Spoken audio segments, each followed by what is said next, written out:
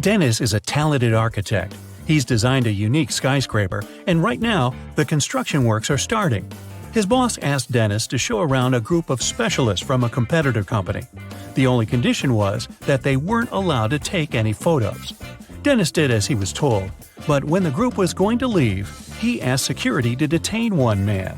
The architect claimed he had been taking photos during the tour around the site. How did he understand it?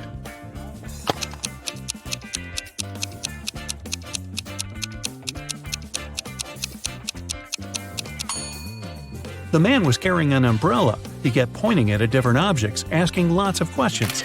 But the sky is cloudless. What does he need an umbrella for? A camera must be hidden there. Nathan came to his friend Zachary, who worked in a museum. "Look what I've got, a priceless manuscript that was written more than 1,000 years ago." Zachary looked through the manuscript and realized his friend had been fooled. Does anything in this text strike you as strange?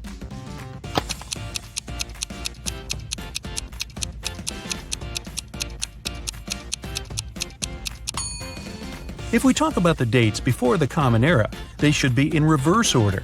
The original text would read, King Alfred V ruled the country from 1320 to 1290 BCE. Detective Aaron Jones got a call late at night. It was his neighbor. "I've heard a very loud noise coming from the house next door.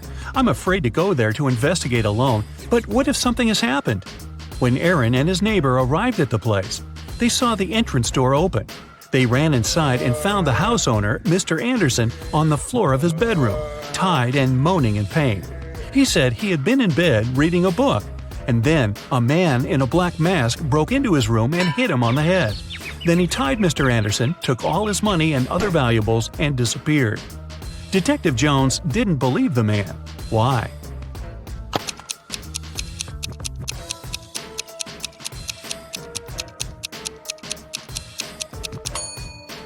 Look at his bed. There isn't even a wrinkle on the cover. It's unlikely that the thief made the bed after tying Mr. Anderson, which means the man is lying. Look at this group of people and try to figure out who the man's wife is.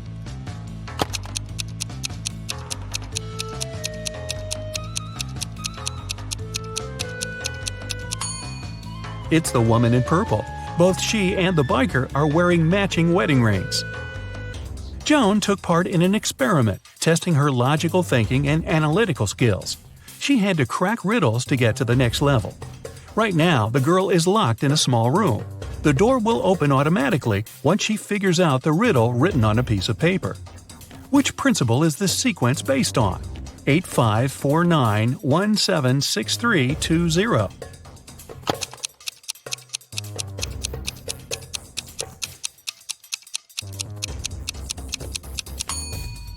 The numbers are lined up based on the alphabetical order of the first and second letters of their name.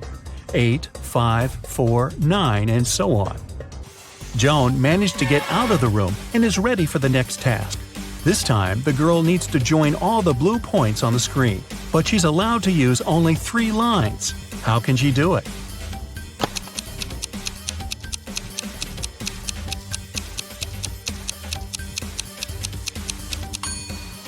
She's drawn a triangle. Its 3 sides include all the dots. The next level is rather scary. Joan is locked in a room that's slowly filling with water. This process will only stop when the girl figures out how this equation can be true. 29 minus 1 equals 30.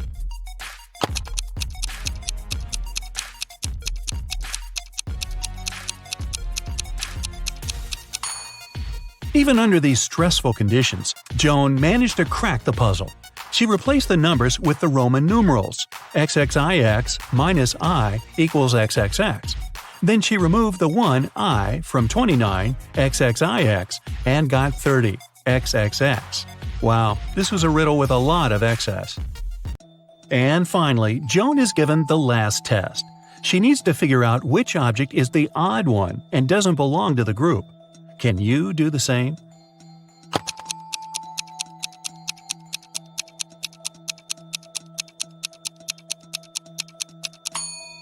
It's the first object. It's the only one that doesn't have any individual traits. The second object is uniquely round. The third doesn't have a red line around it. The fourth shape is a different color, and the fifth one is smaller than the rest. Two cars are driving through the city. They both started their journey at the same time. The green one is moving at a speed of 30 miles per hour. The yellow one is faster. Its speed is 50 miles per hour. And still, at one point, the green car comes across the yellow car. How is it possible?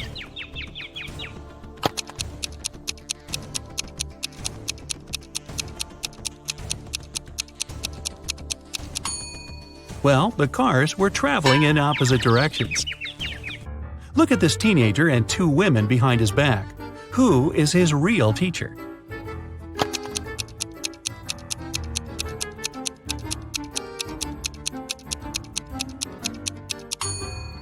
The answer is in the reflection behind their backs. You can see that both women are holding pointers, but in the mirror, only one of them has it. She is the real teacher. Two men are going to fill their watering cans with water from the river. Who will bring more water?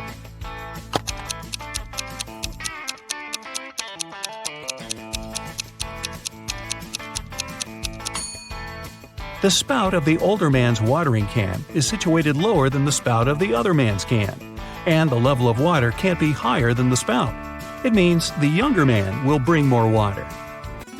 Evelyn wants to visit one unusual restaurant, but to get there, one must know the password. The girl hides around the corner to figure it out. She sees a man come up to the security guard. The guard says 12. The man answers 6 and is allowed to come in. Then a young woman approaches the security guard. He says 6 and she answers 3. Evelyn is sure she has figured out the pattern. She comes up to the security guard and hears him say 4. The girl says 2 and isn't allowed to enter. Why?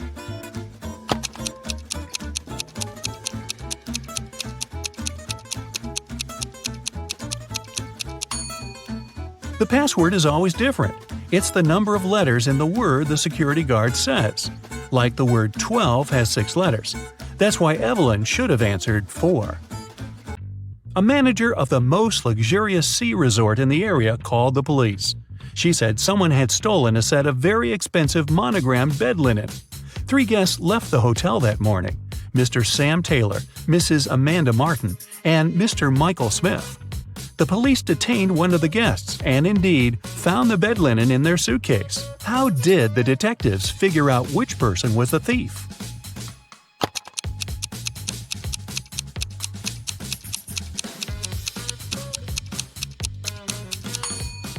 As you can see, the hotel's name is Morning Star. This means the monogram on the bed linen was MS. The only person with the same initials is Mr. Michael Smith. Hannah called her friend, Detective Evelyn Marks, and asked her to come as soon as possible. While the woman was away walking with her dog, someone had gotten into her house and stolen her laptop. Hannah was sure it was her neighbor, Jeremy. Evelyn went to question the man, but he wasn't at home. She decided to wait for him in her car. Soon she saw Jeremy opening his entrance door. "I went fishing early in the morning. Don't you see that I've just come home?" But Hannah didn't believe Jeremy and took him to the police station. Why?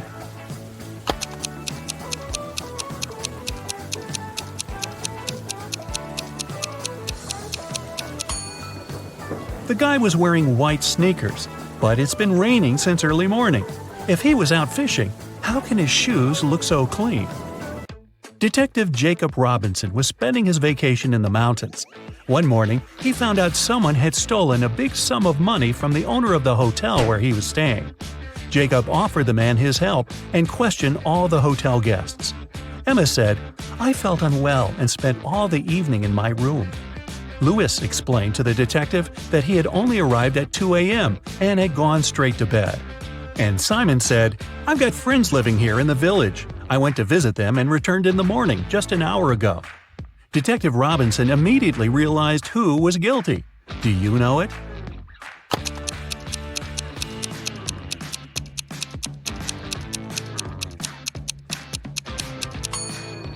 It was Simon.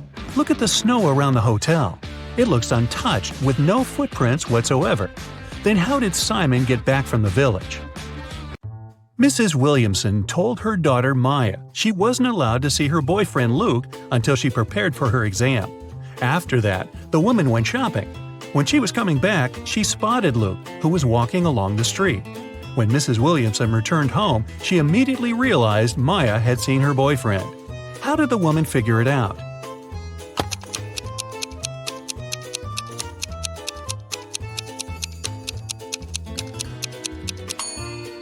When she was leaving, there were 5 roses in the vase on the kitchen table. Now there were only 4, and when she saw Luke, he was carrying a rose. Private Detective Sean was waiting for his client in the lobby of a large hotel. The client was running very late. That's why, to entertain himself, Sean was observing the hotel guests. He noticed a man at the reception desk. He had 4 suitcases, but refused when the porter offered to help him with the baggage. The man went to his room, only to reappear 5 minutes later with the largest of his suitcases. Half an hour later, he returned without the suitcase and went to his room. Soon, he rushed to the reception shouting, "My suitcases! They're gone!" Sean introduced himself and, together with the hotel management, joined the man in his room. Something seemed off about the guy, and soon the detective realized he was a fraudster. What did the man do?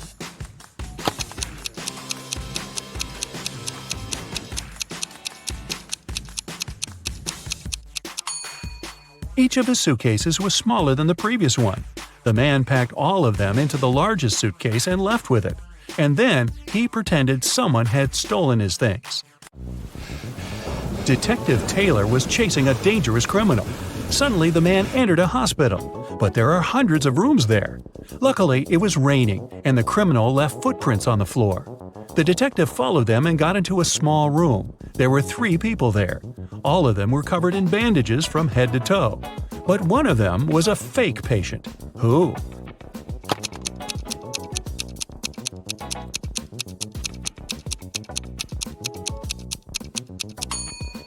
It's the man in the middle. He doesn't have a medical chart next to his bed.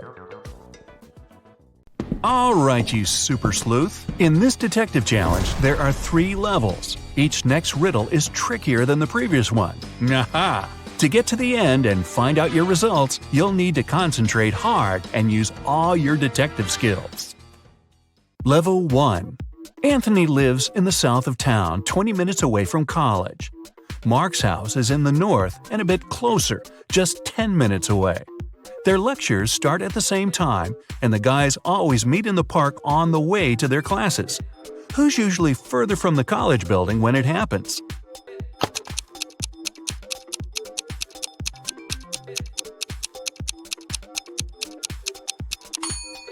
The boys meet at the same point. It means they're the same distance away from the college building. Milan Airport customs officers noticed that one man traveled abroad at least several times a week. They started to suspect he was a smuggler, but couldn't understand what he smuggled. He always had a suitcase or a bag with him, but there never was anything forbidden or expensive inside. Only several months later, when a new customs officer joined the team, the mystery was solved. What was it the man smuggled?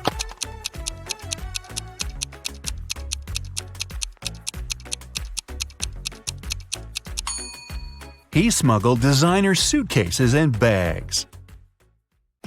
Detective Dan Carlos was following a criminal who had stolen his watch. This person, Dan didn't see whether it was a man or a woman, ran for a hospital building and disappeared inside. When the detective rushed through the doors, he saw 2 doctors examining their patients. One of them had to be the criminal he was looking for. But which one?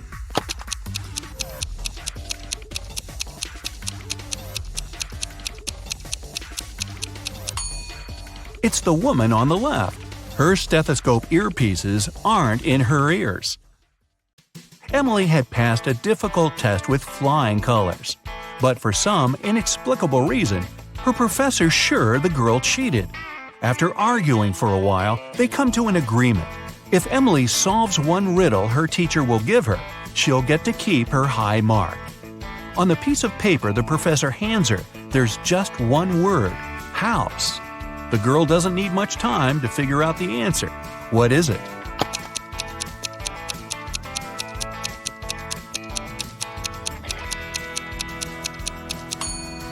In this case, the color matters.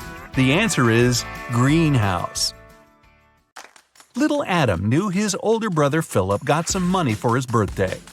But however hard Adam tried, he couldn't find it. One day, when Philip was away, the boy sneaked into his brother's room. There was no money, but Adam found a map. The older boy had hidden the cash in the garden. Adam followed the instructions to a T. 10 steps to the left, 15 to the right, then 8 straight ahead. It must be here. The boy started to dig. He wasted 2 hours and still found nothing. Did Philip trick his little brother?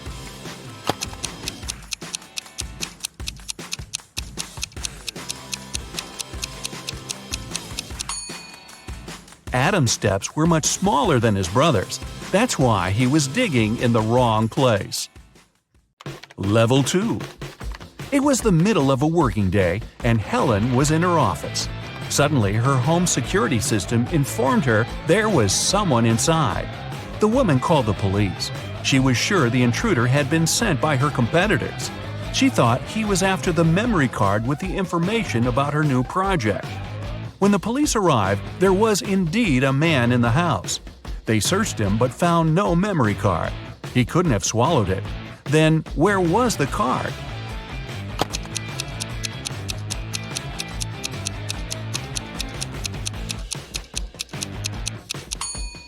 When the police got him, the man secretly slipped the memory card into one officer's pocket. After being searched, the criminal retrieved the card. The manager of a ski resort has gone missing. The police suspect 3 people that are staying at the hotel. Unfortunately, no one can find any of these people. They're probably on the slopes skiing. The police officers have no time to waste and decide to examine their rooms. Look at the suspect's stuff and say who is behind the disappearance of the manager.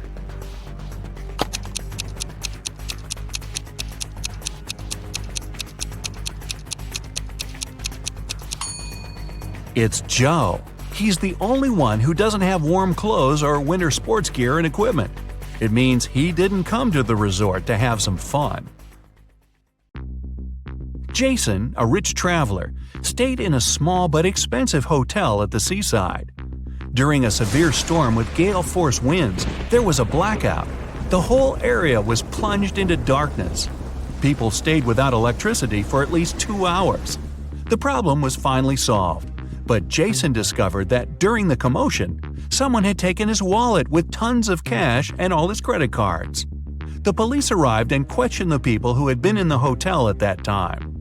Justin, the receptionist, told the detective he had been in the basement. He had been trying to start an emergency generator. Unfortunately, he didn't succeed. Nicole, another guest, said she arrived an hour before the blackout. She was exhausted. She lit several candles, unpacked, cleaned herself, and went to bed. Gregory, the hotel driver, said he had been at the airport. A new guest had arrived, and he went to pick him up. The police immediately figured out who was lying. Can you?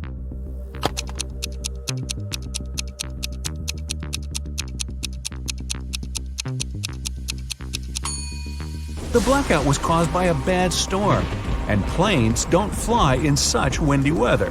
Then how could someone arrive by airplane? Gregory lied.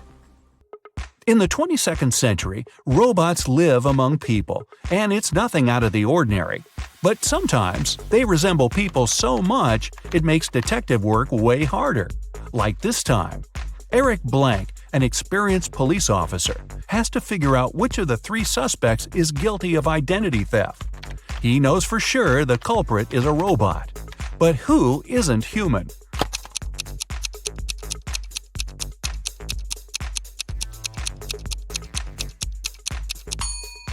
It's the girl in the middle. She has a USB port on the side of her neck. Level 3. Maria had to take part in a very important sports competition. But several days before the event, her boyfriend, Keith, found out the girl had disappeared. The only thing she left behind was a note. "I'm sorry, I had to leave. We'll never see each other again. Please call my sister Jenny. Her phone number is 2121-736362. Confused by the message, Keith went to the police. "I think Maria was taken away against her will and made to write this note. She is an only child in the family and doesn't have a sister." The police started an investigation. They found 3 people who could be behind the disappearance. Cheryl, Maria's competitor, said she had been at her mom's house resting before the competition. Aaron, Cheryl's coach, told the police he'd been spending all his time at the gym.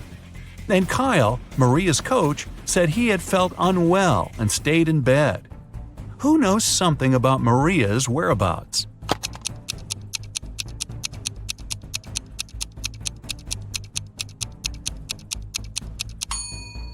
In her note, the girl didn't write a phone number.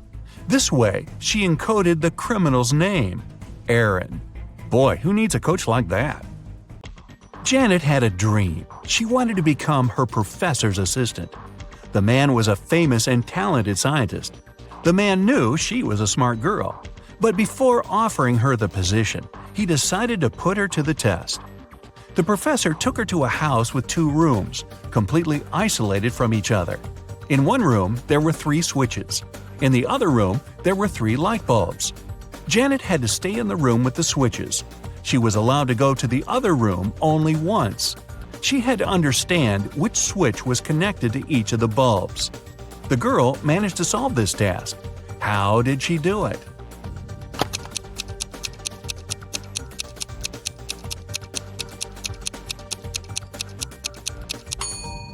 She turned on the first switch and waited for a minute. Then she turned it off. After that, she flipped the second switch and went inside the room with the bulbs. One of the bulbs was on. It was the one connected to the second switch. Janet touched the remaining bulbs. The warm one was connected to the first switch, and the cold one was linked to the third switch. Kyle lived on the 6th floor of an apartment building. Once, the man was having his coffee on the balcony. Suddenly, he spotted a woman on the 8th floor of the building opposite his. She opened the window and threw something with a great force. In no more than a minute, Kyle jumped to his feet and ran to call the ambulance. They arrived soon and rushed the woman to a hospital. What did she throw out of the window?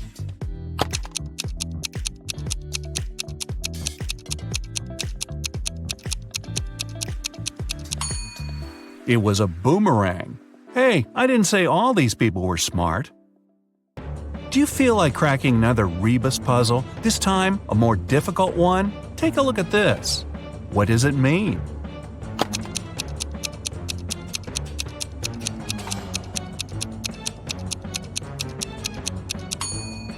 Safety in numbers.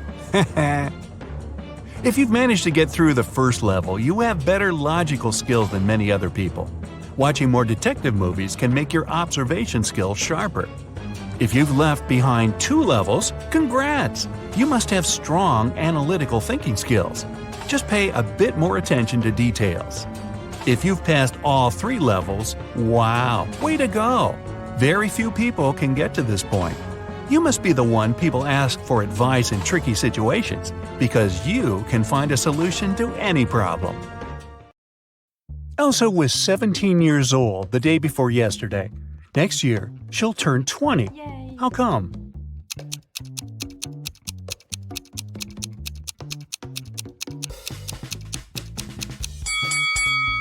It's possible if the present day is January 1st, while Elsa's birthday is on the 31st of December. The day before yesterday, on December 30, she was still 17 years old. Yesterday, on the 31st of December, she turned 18. Thus, this year, Elsa turns 19 and next year 20. Elsa and her sister Helga explore an old attic in their parents' house.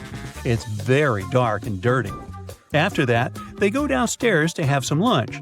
Helga's face is all covered with dust, while Elsa's face is super clean. But still, only Elsa goes to the bathroom to wash her face. Why?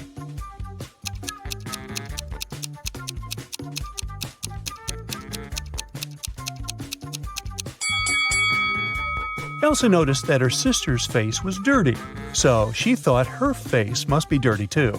As for Helga, she saw that Elsa's face was clean and assumed that her own face was clean too. After lunch, Elsa and Helga go for a walk across an enchanted forest. They reach the riverbank, but the bridge is closed for repairs. The sisters notice two dwarfs fishing in a boat near the bridge. They agree to help the sisters, but their boat is very tiny. It can fit either one sister or two dwarfs. Luckily, they manage to solve this issue. Elsa and Helga cross the river on the same boat. How?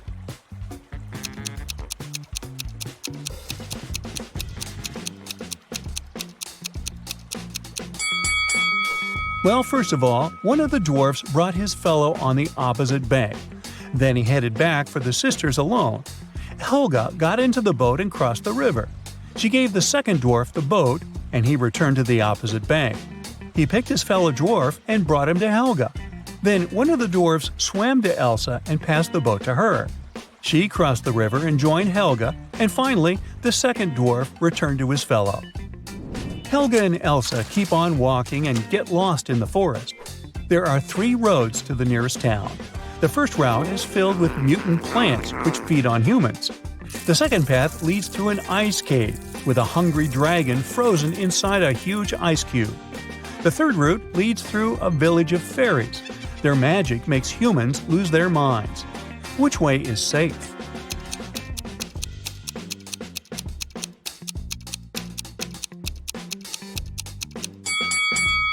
Well, the dragon is trapped inside the ice cube, so it's not that dangerous. Finally, the sisters reach the town. They're walking down the main street. Suddenly, someone throws an orange right at Helga's head. Elsa identifies the apartment from which the fruit fell out and goes there to complain. She knocks, and a young man opens the door right away. Elsa explains that her sister was hit by an orange that fell from his window. But the guy says, "I was washing my dog when you knocked. Only me and my pet live here, so you confused the floors." But Elsa didn't believe him. Why?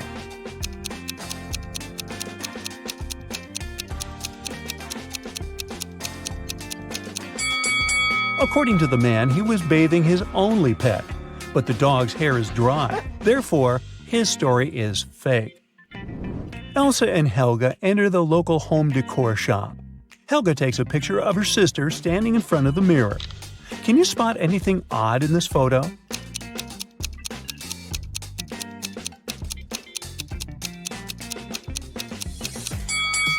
Take a closer look at the mirror.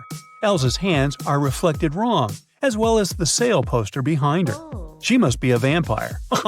Just kidding. The sisters continue exploring the shop, but suddenly Elsa begins to scream and runs away. That's because one of these ladies is not alive. Can you guess who?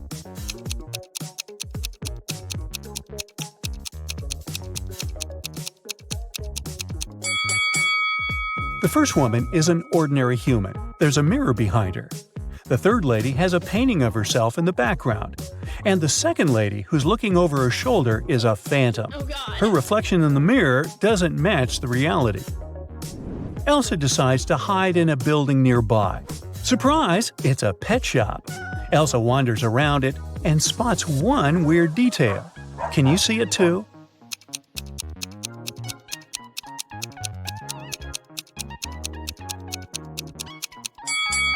The turtle is wearing sunglasses. The locals tell Elsa and Helga about a creepy werewolf who has been scaring the citizens for several weeks. They only know that this werewolf is a lady, and she has a husband. He's the only person who can calm her down. Elsa finds 3 suspects who might be the werewolf's husband, but none of them admits it. Can you find him?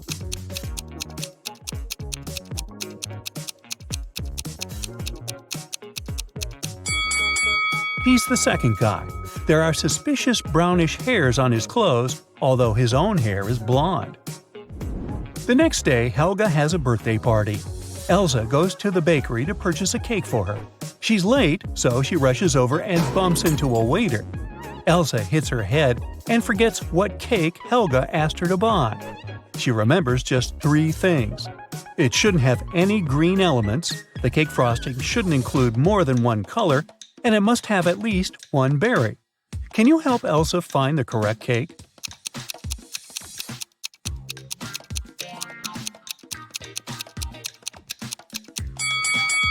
Elsa should take the fourth cake. It's a chocolate cheesecake, so it doesn't have anything green. The glazing is brown and is decorated with cherries. A perfect match. Elsa buys the cake and leaves. The bakery is located inside the highest tower in town. Elsa enters the elevator to go down, but she hits the wrong button and finds herself on the roof. She decides to take some pictures with the iconic huge clock installed at the top of this tower. Oops! Elsa drops her phone from the roof. She decides to leave, but someone has already locked the door, and the elevator won't work. So she's trapped on the roof. Luckily, Elsa can still change the time of the clock. What time should Elsa set on the clock to make someone notice and rescue her?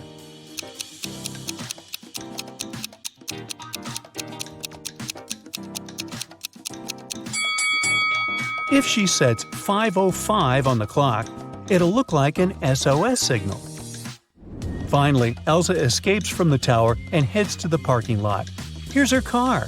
Can you figure out the number of the place where it's parked?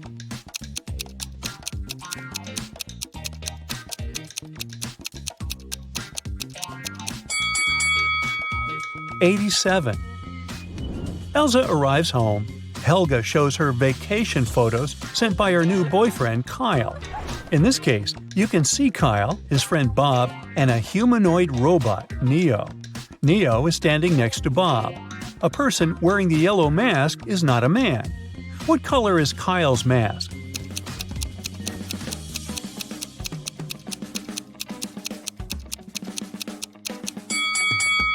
According to the terms, only the third guy can be Kyle, so his mask is blue. The birthday party is going well. It's almost midnight, so Elsa goes to the kitchen and adds candles on the birthday cake. Suddenly, she remembers that the only lighter in the house is upstairs in her room. She leaves the cake at the table for a minute. Then Elsa returns and sees the cake smashed all over the floor. Oh, no. She questions 3 suspects. Lauren says, "I was in the living room all night. I don't know who did it." Wendy says, "I went outside to watch the full moon. It's so beautiful tonight." Kyle says, "I was shooting a TikTok dance with Helga." Who ruined the cake?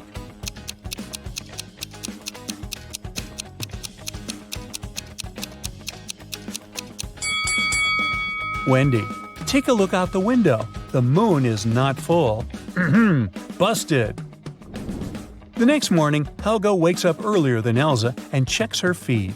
Breaking news: a legendary thief ran away from a nearby prison and now creeps around the town. He's a talented shapeshifter, so no one knows for sure what he might look like. Suddenly, Helga hears someone ringing on the door.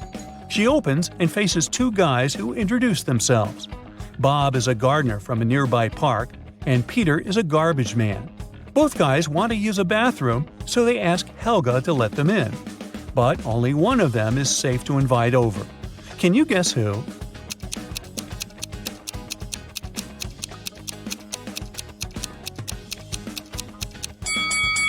Bob is wearing clothes with red stains, but he's also holding a brush, so he was probably just painting a fence.